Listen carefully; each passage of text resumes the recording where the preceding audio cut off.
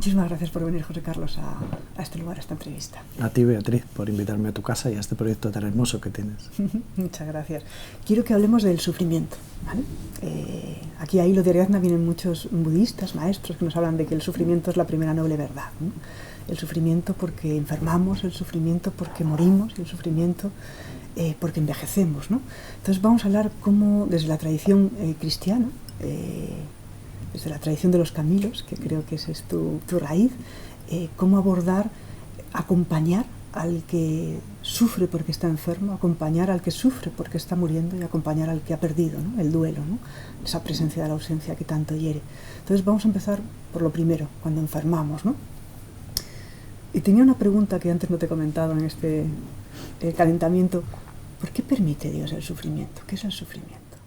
Empiezas fuerte. Es la pregunta que se ha hecho toda la historia de la humanidad, toda la historia de nuestra tradición, la teodicea. A lo largo de la historia se han intentado dar diferentes respuestas, todas limitadas. Yo creo que el coraje se tendría que traducir en la humildad de decir, no tengo ni idea, es cosa suya.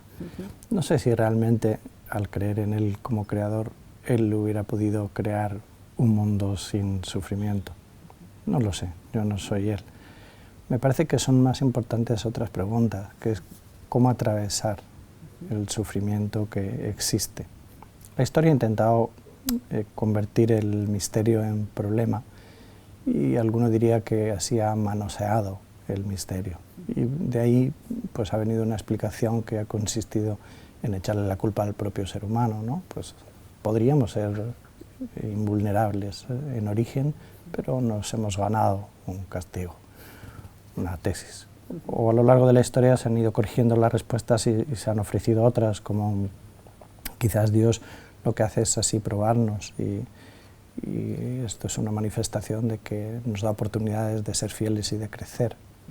Estas respuestas pueden encontrar apoyo en algunos versículos de la Sagrada Escritura. En otros momentos quizás se ha dicho, pues son momentos, el sufrimiento es una oportunidad que tenemos para expiar también y ofrecer y completar lo que falta a la pasión de Jesús. Son todas respuestas que a mí me generan inicialmente rabia, porque estoy de acuerdo con que al intentar responder la pregunta sobre el porqué del sufrimiento, manoseamos el misterio.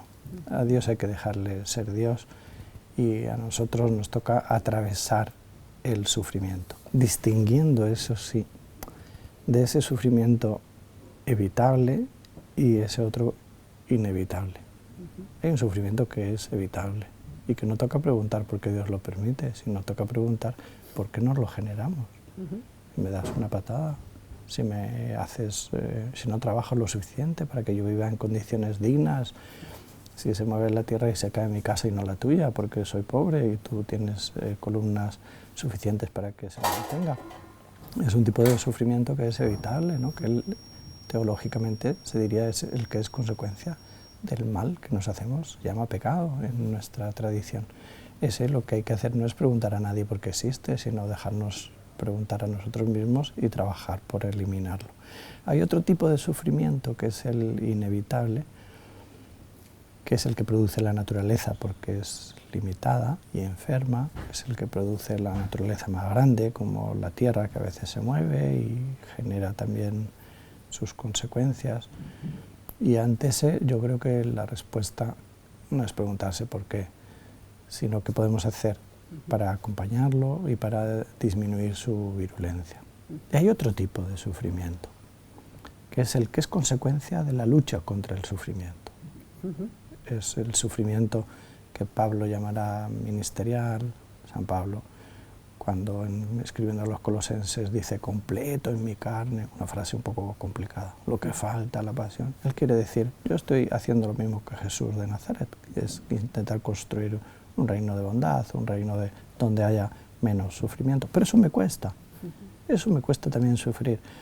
Este sufrimiento que es consecuencia del trabajo por aliviar el sufrimiento, quizás tenga un sentido en cuanto que estamos pagando el precio del amor y de la entrega a un mundo más libre del sufrimiento evitable.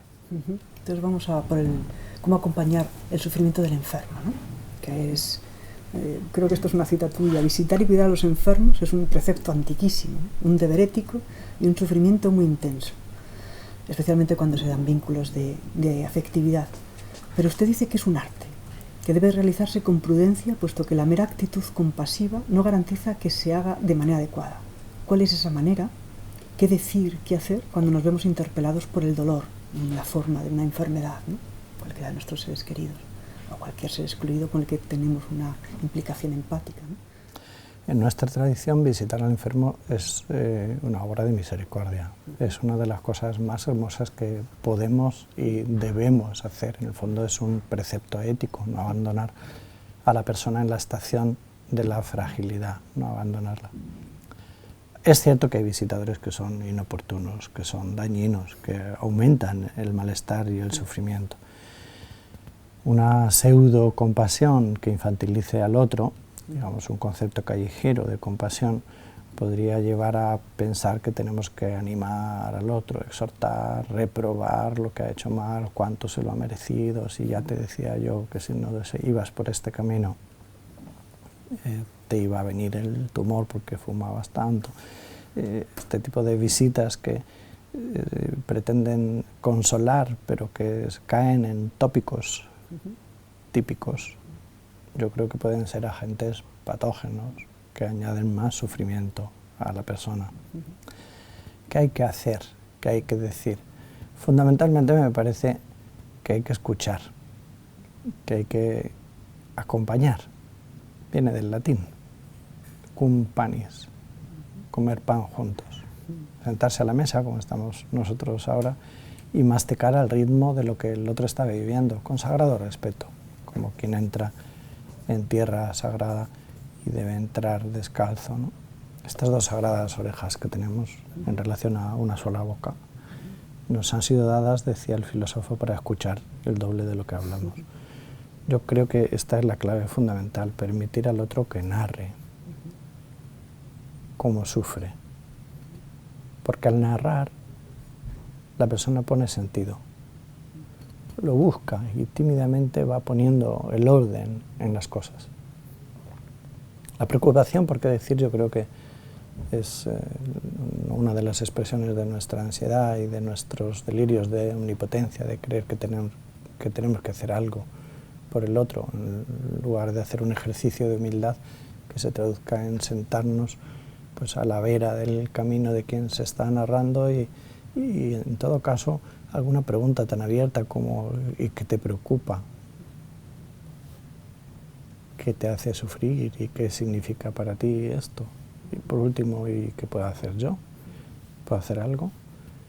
Y si permitimos que esto salga, la persona enferma quizás puede encontrar en la escucha una terapia, una verdadera medicina para su persona, también para su patología concreta, para su bienestar, para su salud integral, no solo para la salud como alteración del funcionamiento de algunos órganos o de algunas funciones de nuestro cuerpo.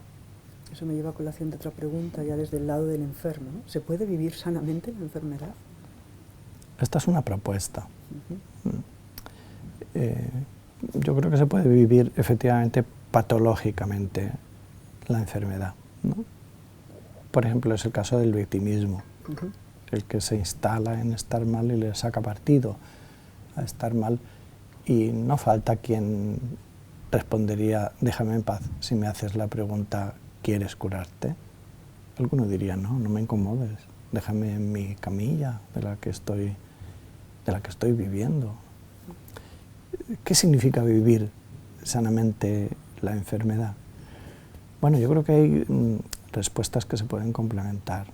Una, hacer la paz con la naturaleza limitada. Yo no soy omnipotente, yo no soy Dios. Este es un ejercicio de humildad que me está mostrando mi propia condición humana, que se deteriora, se alteran las funciones, la enfermedad física. Más difícil es pedirle responsabilidad al enfermo mental para gestionar y vivir sanamente su propia enfermedad, ¿no? Yo creo que se puede vivir sanamente no solo con uno mismo, haciendo la paz con la naturaleza, sino también con los demás. La enfermedad es un tiempo para la valentía, decía un autor. Es un tiempo para la relación, para la comunión. Es un tiempo para conjugar los verbos que queramos que den sentido a nuestra vida. Quizás estando más ágiles y menos enfermos hemos querido conjugar el verbo cuidar, querer, hacer, ¿no? Y en la estación de la enfermedad nos toca seguir conjugando estos verbos, pero en pasiva. Dejarnos cuidar, dejarnos querer, dejarnos hacer, y así construir un mundo más humano, también con estos verbos conjugados en otra forma. En clave de fe serían potencialmente igual evangelizadores. Y yo creo que también vivir sanamente la enfermedad para el creyente tiene que ver con vivir sanamente las relaciones en vertical, no solo o en vertical hacia adentro, es decir, relaciones sanas con Dios. Uno puede vivir sanamente la religión, la religación a la comunidad creyente y a Dios, o uno puede encontrar en los espacios de la fe también lugares que aumenten el propio sufrimiento. Pensar que tiene que ofrecer sacrificios o subir el volumen de la dimensión culpógena que a veces ha tenido la religión. Esto pueden ser modos enfermizos de vivir la enfermedad. Salud en relación con uno mismo, con los demás y con Dios. Antes lo has apuntado un poquito, pero bueno, es a colación también de esta teoría que ahora hay un poquito. Platón ya decía que un alma sana propicia un cuerpo sano, ¿no? Y los budistas dicen que todo es karma, ¿no? Todo es consecuencia de una causa que uno ha producido, ¿no? Y en la actualidad hay teorías en las que se responsabiliza al enfermo al no haber sabido gestionar sus emociones aflictivas, haber patologizado o haber somatizado, ¿no? ¿Cuál es la perspectiva que usted tiene sobre la enfermedad? Quizás antes lo comentaba, decir que es nuestra naturaleza, ¿no? Nuestra naturaleza es enfermar. Y todas estas explicaciones, ¿qué le parecen a usted? La enfermedad, yo creo que si es algo, es que es un fenómeno muy complejo, porque hay muchos tipos de enfermedades. Enfermamos porque hay un virus circulante y entra por vía aérea. Enfermamos porque hay un virus circulante y entra por otros conductos porque nos relacionamos de diferentes maneras. Enfermamos porque nos damos un golpe y después hay consecuencias.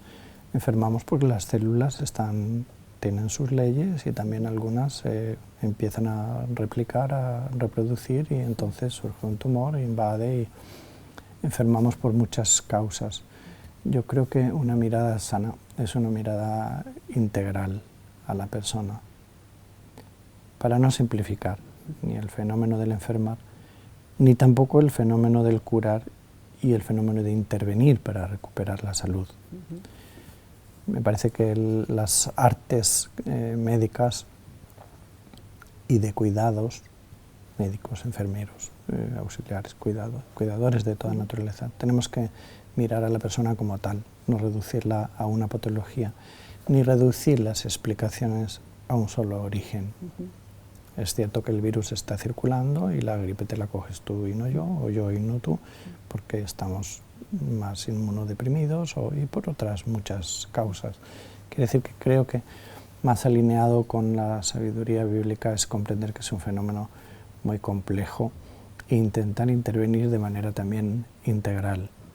Es decir, superando también quizás los dualismos platónicos, intervenir en el cuerpo, intervenir en la mente, intervenir en las emociones, intervenir en las relaciones, intervenir en el mundo de los valores, dimensión espiritual, y en el mundo de las creencias para quien las tiene. Intervención integral para una experiencia integral, que es la fragilidad que se muestra en la enfermedad. Muchos enfermos son personas en la ancianidad. Muchos enfermos son personas mayores, ¿no? Que es otra de las realidades que esta sociedad, en su aspecto más hedonista, ha desplazado, ¿no? Porque no hay tiempo para cuidarlos, porque la brecha generacional se ha hecho muy grande. Entonces, se puede repensar y apreciar las posibilidades que presenta la ancianidad podemos devolverle a nuestros mayores el prestigio que todavía en algunas culturas se tiene, y cómo cuidar de aquellos que enferman siendo mayores, y nos vamos acercando al otro ítem que quiero trabajar, el tema de la muerte, cómo trabajar, cómo acompañar la enfermedad de nuestros mayores, cuando por ejemplo el Alzheimer o estas enfermedades mentales que hacen tan difícil al cuidador cuidar sin quemarse. ¿Nos algunas pautas? En relación a los mayores, a mí no me gusta reducir tampoco la reacción social a una mera explicación y decir que están excluidos. Hay mucha gente sola, mucha gente sola. Por eso están surgiendo programas para acompañar en la soledad, y en particular en la soledad a las personas mayores, que son la mayoría de las que están solas, y de modo especial al final de la vida. Pero la respuesta de la sociedad en torno a los mayores es también muy rica y variada, ¿no? Hay programas que invitan a los mayores a seguir activos, envejecimiento activo. Hay programas que promueven la abueleidad, el ser abuelo, y se piensa ahora que los parques infantiles hay que acomodarlos a lo que son parques donde están los abuelos con los nietos, por lo tanto no son solo para los niños, sino son también para las personas mayores. Hay programas que proponen seguir aprendiendo cuando se es mayor, la Universidad de los Mayores. Hay personas que hacen programas para acoger a los mayores que tienen una vida más dependiente y necesitada de cuidados en residencias que querríamos que fueran hogares y no meros lugares de exclusión y marginación y abandono, aislamiento, sino más bien lugares de vida, de comunidad, de vida, no de muerte, sino de vida integrada en la comunidad amplia del entorno y de la sociedad. Hay programas que tienden a decir a las personas: usted pase la última etapa de su vida donde quiera, cuando sea mayor, y si quiere en casa, vamos a dar respuesta a cuidarle en casa. Todos estos programas son limitados y por eso tenemos motivos también para quejarnos de que es insuficiente la respuesta social que estamos dando a lo que no es un problema ser mayor, sino que es una conquista de la sociedad.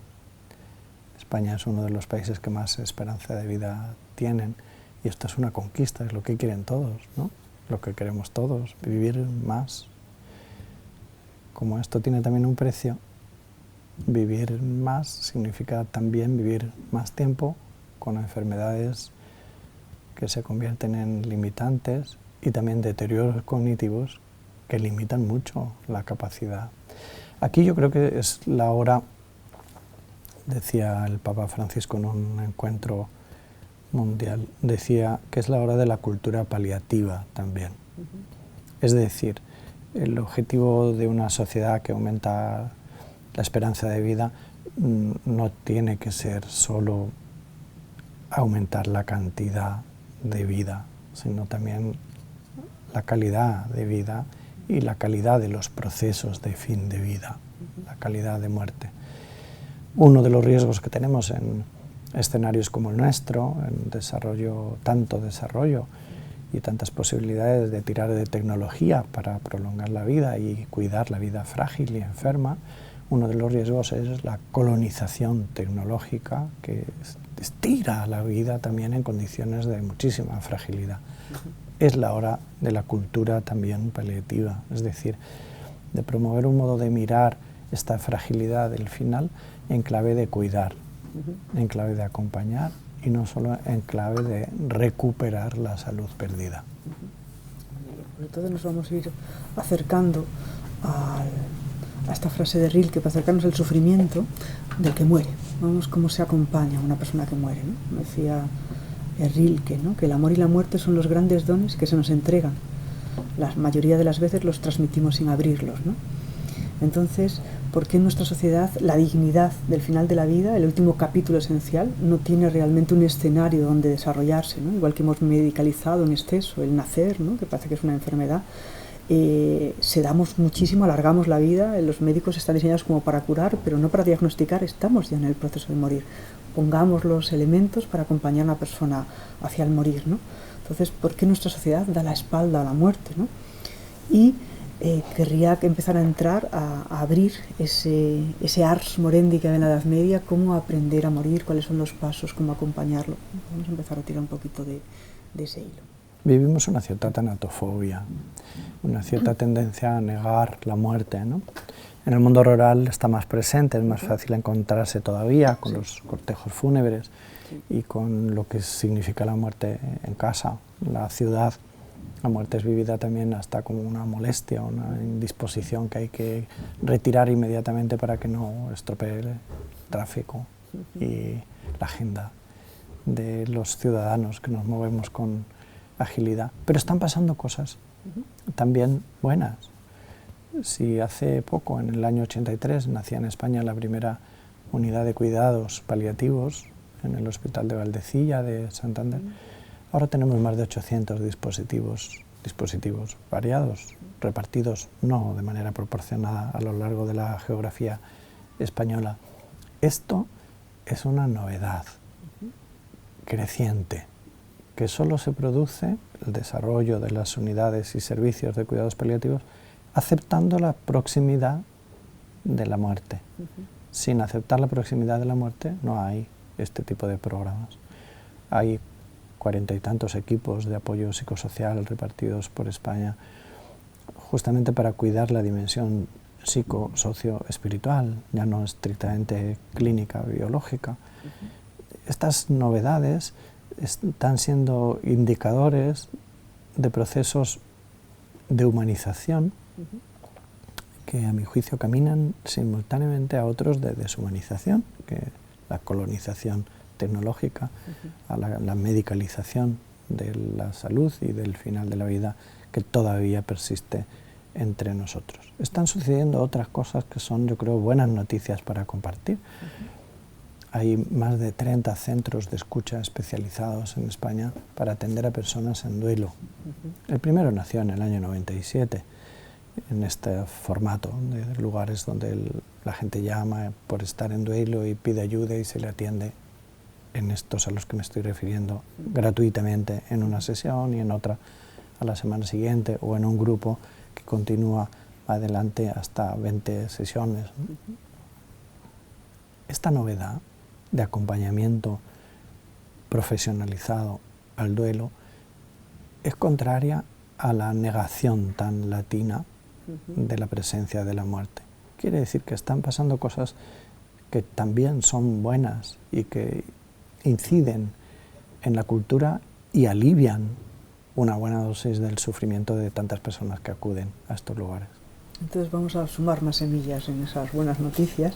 Decía Kubler-Ross que para ayudar a los enfermos hay que aprender a enfrentar la propia muerte, integrarla, ¿no?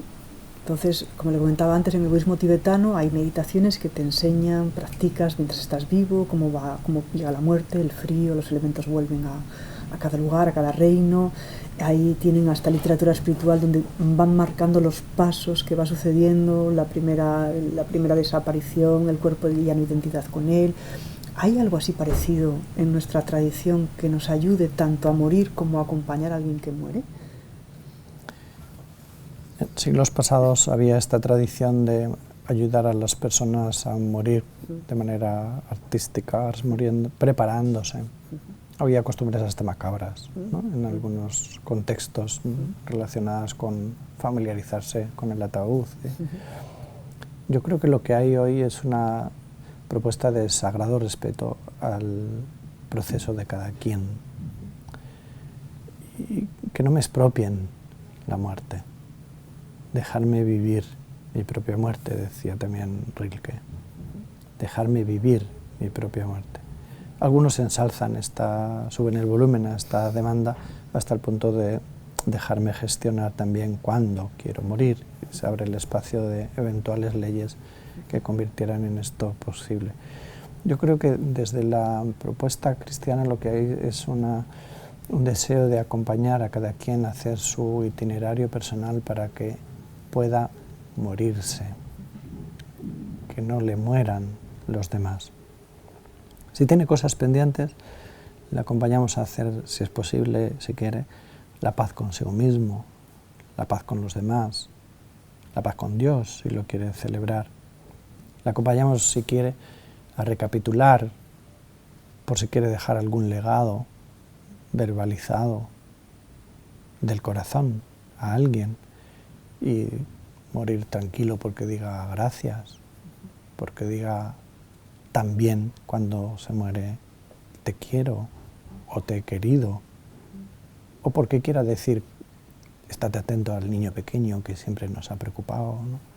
Otras indicaciones más concretitas, acompañar a la persona a cerrar el círculo, no solo biológico, que se va a encargar la naturaleza, sino biográfico, poder decir me muero y no me mueren. La indicación sería superar las tendencias que todavía persisten de pactos y juegos de silencio, ¿no? Por incompetencia emocional y espiritual de los acompañantes, a veces familiares, a veces profesionales, a veces pastores, ¿no? Acompañar a hablar en verdad,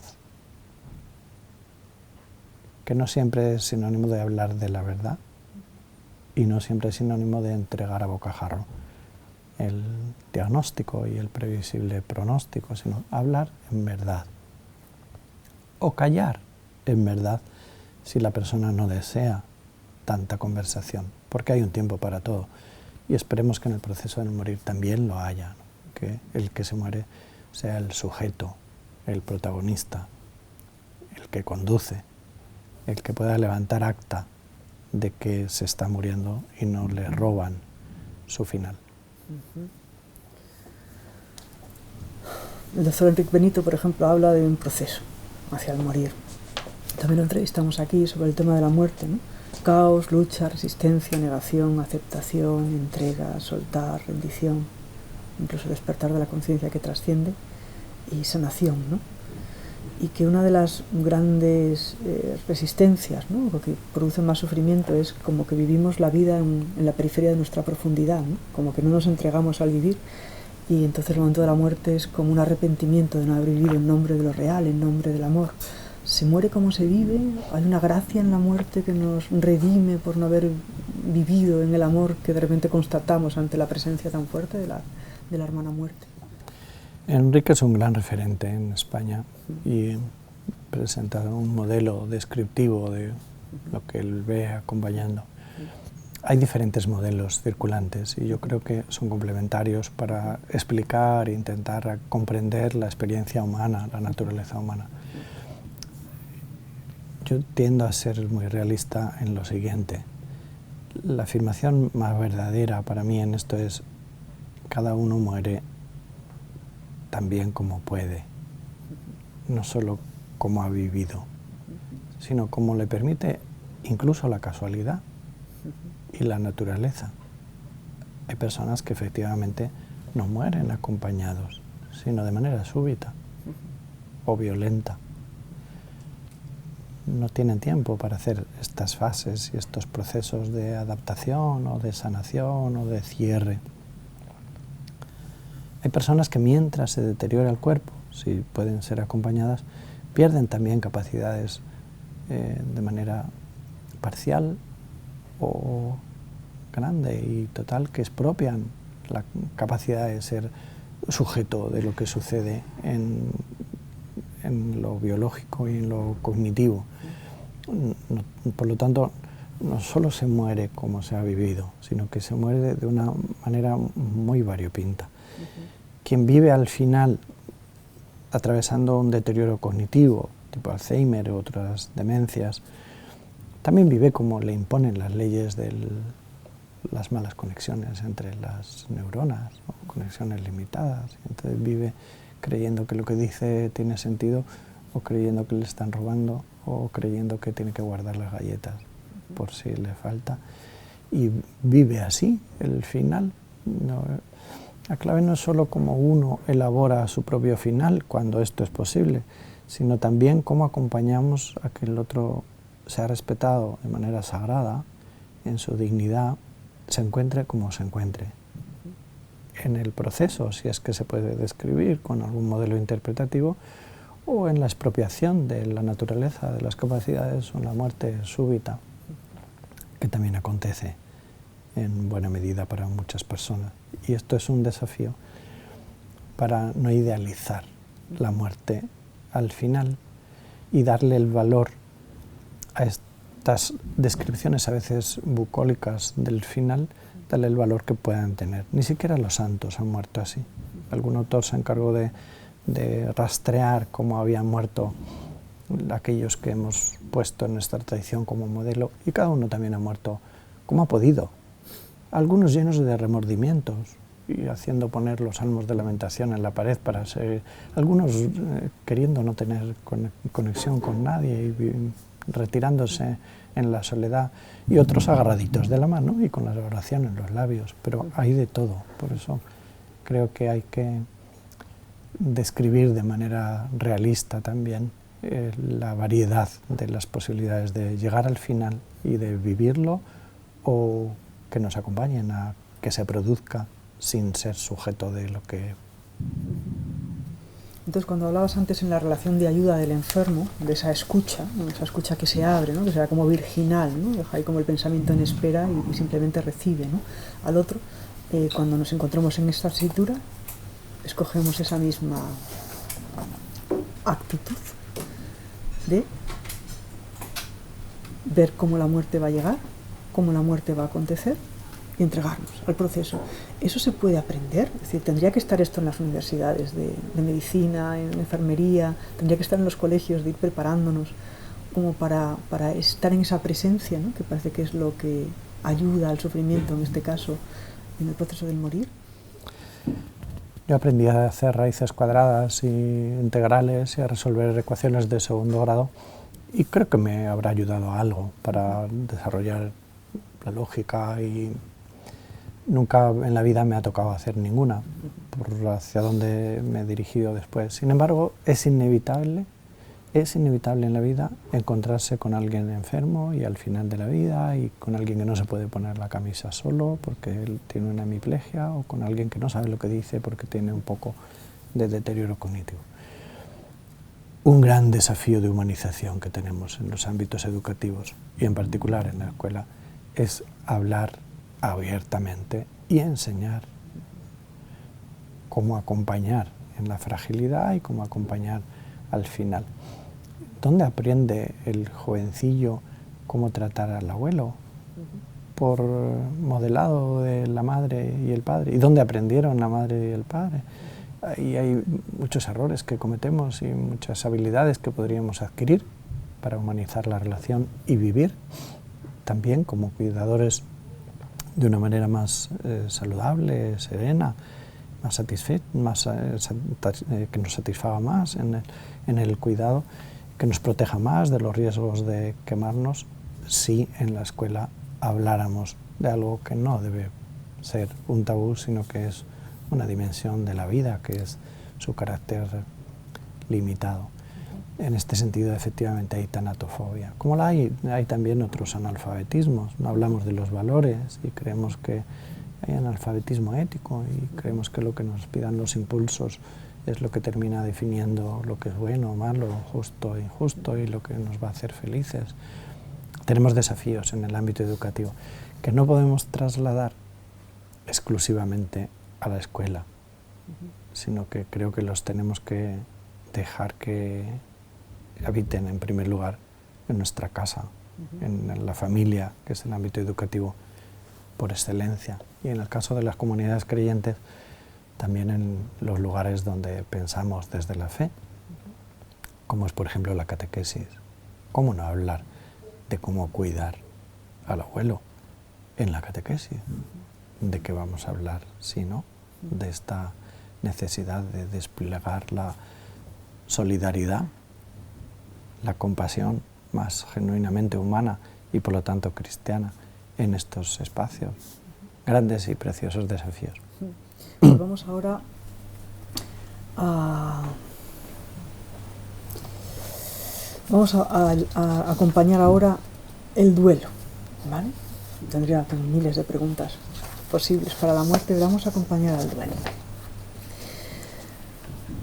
En el budismo se habla, por ejemplo, del desapego ante el sufrimiento, ¿no? Uno se desapega de esa emoción aflictiva que acontece en la experiencia, en el campo de conciencia, y entonces cuando se estabiliza la conciencia, entonces se puede ayudar mejor sin estar tan identificado, ¿no?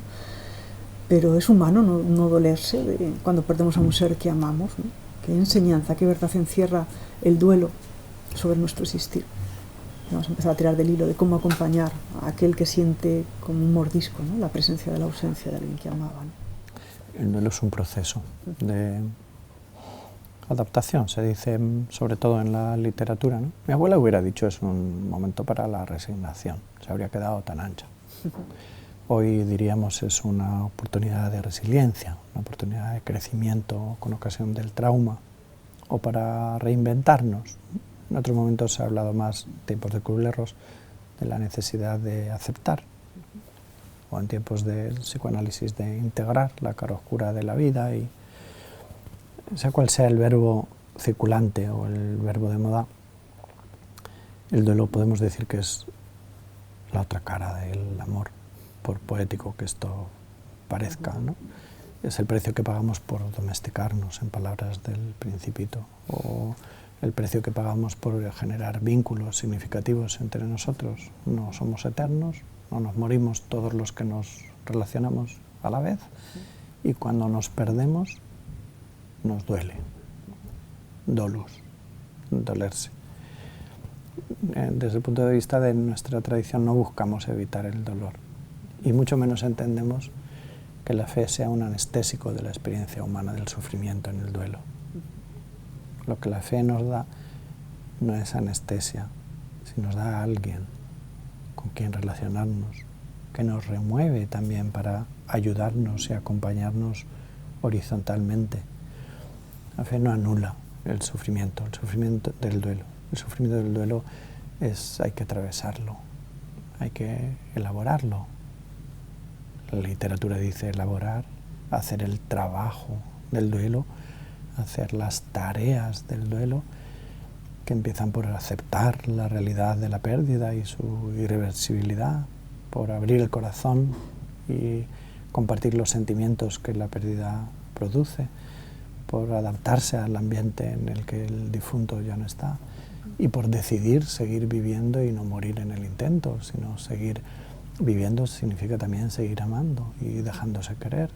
Por lo tanto, a pesar de cuánto amábamos y seguimos amando después de la muerte al ser querido, con la pérdida, esperemos que no se acabe la posibilidad de seguir conjugando este verbo y dando sentido a la propia vida.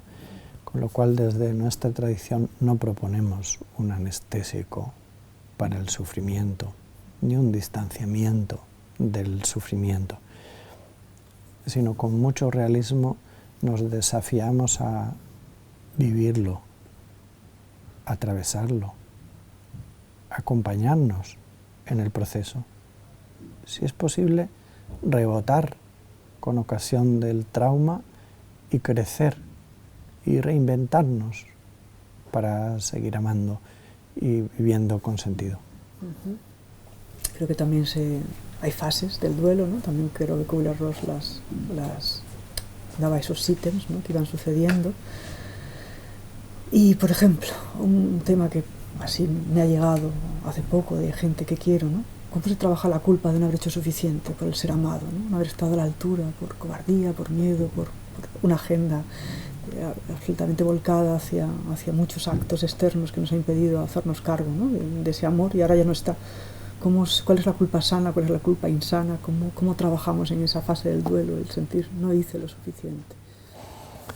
La culpa es un fenómeno apasionante que nos habita desde el origen de la humanidad, que es susceptible de ser utilizada de manera perversa para generar malestar, y que es muy necesaria también en el proceso educativo y de desarrollo evolutivo. La culpa, en principio, es la experiencia displacentera que realizamos cuando transgredimos algo que entendemos que es un valor, por convencimiento propio o porque lo hemos interiorizado, porque alguien nos lo ha transmitido de la tradición o del entorno cultural o religioso en el que nos hayamos movido. La culpa es necesaria. Hay un libro precioso argentino titulado Elogio de la culpa, la gran desconocida y la que tiene tanta responsabilidad de trabajar desde dentro, dice ella, trabajar desde dentro contra la violencia y contra las guerras. Pero también la culpa habita donde no hay una transgresión real de un principio y de un valor.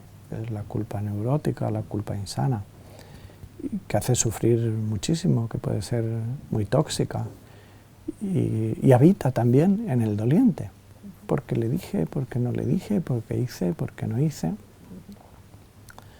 A veces esta culpa, aun siendo irracional, por no corresponderse con haber transgredido un principio ético, puede tener en el duelo una función adaptativa de manera transitoria.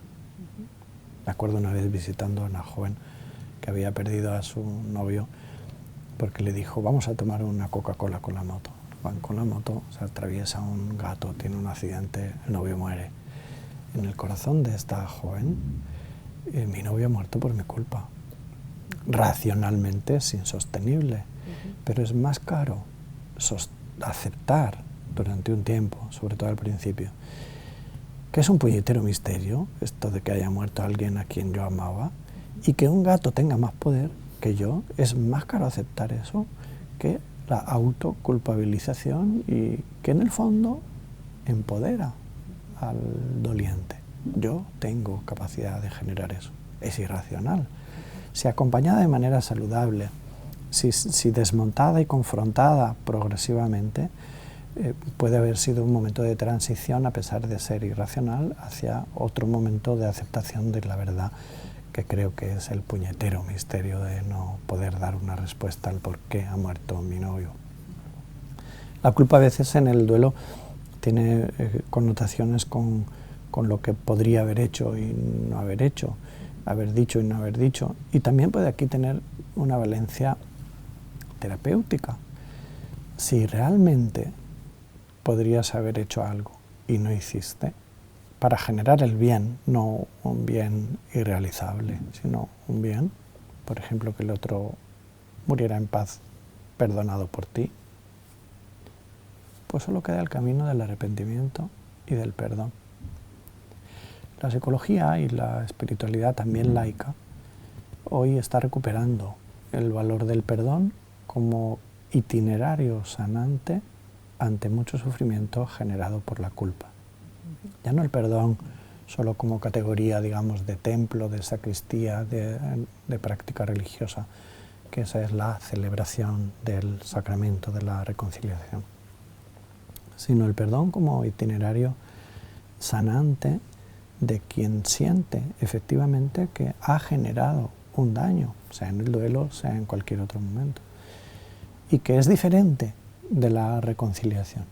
La reconciliación es un itinerario bidireccional entre dos personas, no siempre posible en el duelo, no siempre aconsejable en situaciones en las que uno es víctima de algunos tipos de ofensas, pero el perdón es siempre posible. La decisión de vivir sanamente, de no dar de comer al veneno del rencor,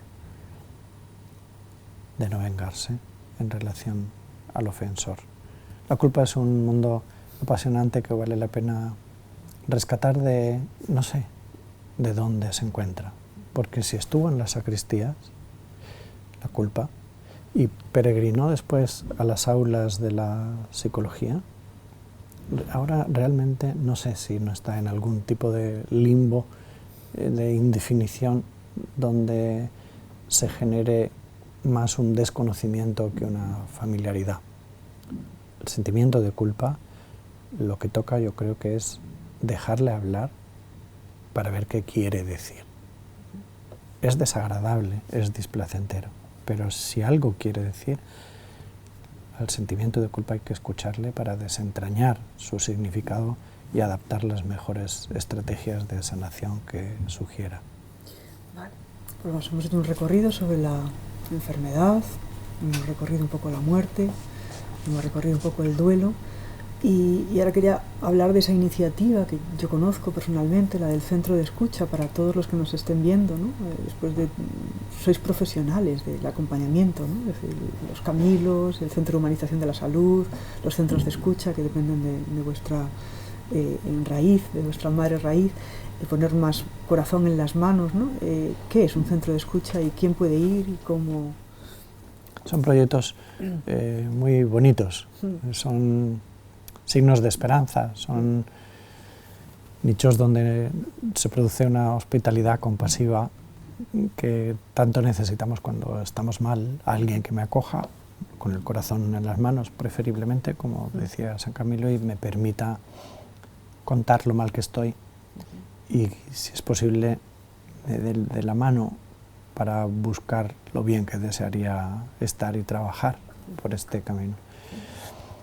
Empezamos en los años 90 a realizar acciones formativas sobre relación de ayuda, sobre counseling, esta forma de acompañamiento apoyada en una psicología humanista, convencidos de que hay una parte del sufrimiento que es evitable y que está en cómo viven las personas las dificultades, en cómo significan los traumas, y confiados, muy confiados, en el valor terapéutico de la escucha empática, respetuosa, la que no juzga, hecha desde una persona que con mucha humildad y sencillez y autenticidad quiere hacerse generosamente compañero del camino del sufrimiento del otro. De ahí han nacido pues más de 30, como decíamos, centros de escucha repartidos por España, con personas formadas que reciben en un lugar a quien ha tenido el coraje de pedir ayuda y así ha manifestado su fortaleza en la humildad de decir que necesita ayuda, y con toda la sencillez de sentarse como tú y yo ahora a explorar, pues se explora el modo de estar sufriendo y se busca luz para sufrir menos en lo que sea evitable.